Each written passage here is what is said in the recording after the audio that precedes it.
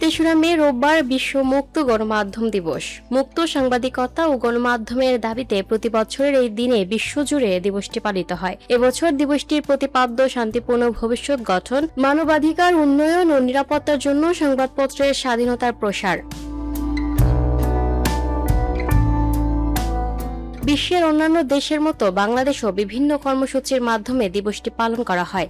বিশ্ব মুক্ত গণমাধ্যম দিবস উপলক্ষে দেশের সাংবাদিকরা পেশাগত অধিকার ও মর্যাদা প্রতিষ্ঠা করতে বিভিন্ন কর্মসূচি পালন করেন। 1991 সালে ইউনেস্কোর 26তম সাধারণ অধিবেশনের সুপারিশ অনুসারে 1993 সালে জাতিসংঘের সাধারণ সভায় 3রা মে তারিখটিকে বিশ্ব মুক্ত গণমাধ্যম দিবসের স্বীকৃতি দেওয়া হয়। এরপর থেকে বিশ্বব্যাপী গণমাধ্যম কর্মীরা দিবসটি পালন করে আসছেন।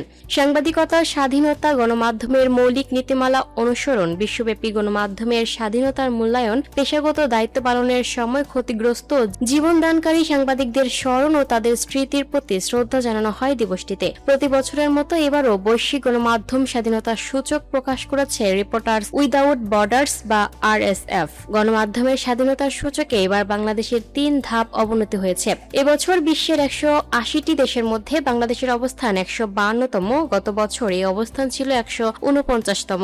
বিশ্ব মুক্ত গণমাধ্যম দিবস উপলক্ষে আজ তথ্য ও সম্প্রচার মন্ত্রণালয় র্যালি আয়োজন করেছে। সকাল 9টায় অফিসার্স ক্লাব প্রাঙ্গণ থেকে র্যালিটি শুরু হয়, তথ্য ভবন কমপ্লেক্সে গিয়ে শেষ হয়। এছাড়া সকাল 9:30টায় সার্কিট হাউস রোডে অবস্থিত তথ্য ভবন কমপ্লেক্সের চলচ্চিত্র ও প্রকাশনা অধিদপ্তরের সম্মেলন কক্ষে এক আলোচনা সভা অনুষ্ঠিত হবে। এতে প্রধান অতিথি থাকবেন তথ্য ও সম্প্রচার মন্ত্রী জহিরুদ্দিন স্বপন এবং বিশেষ অতিথি থাকবেন তথ্য সম্প্রচার প্রতিমন্ত্রী ইয়াসির খান চৌধুরী।